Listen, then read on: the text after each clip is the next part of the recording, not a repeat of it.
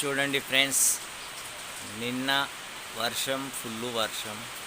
మళ్ళీ నైట్ అంతా ఖాళీ, ఏం వర్షం పడలేదు.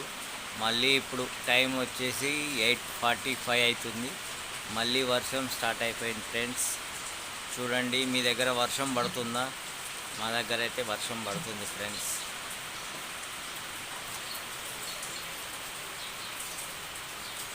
ఇంకా వర్షం ఎన్ని రోజులు ఉంది ఏంది ఏం తెలియట్లేదు ఫ్రెండ్స్.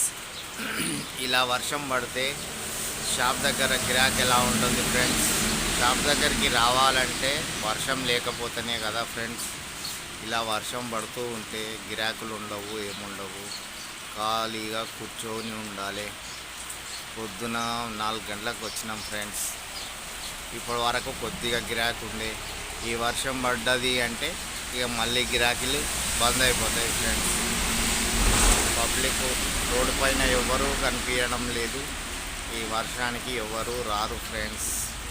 చూడండి, ఇలా వర్షం పడుతూ ఉంటే ఎండాకాలమా వర్షాకాలమా, ఇది ఏ కాలము అనేది ఏమీ అర్థం కాకుండా అయిపోతుంది ఫ్రెండ్స్. మీ ఊర్లో మీ దగ్గర వర్షాలు పడుతున్నాయా లేదా? బస్సు అయితే గజ్వేల్కి వెళ్తుంది ఫ్రెండ్స్. భువనగిరి నుండి గజ్వేల్కు 8:30 బస్, 15 నిమిషాలు లేటుగా గజ్వేల్కి వెళ్తుంది ఫ్రెండ్స్. చూడండి,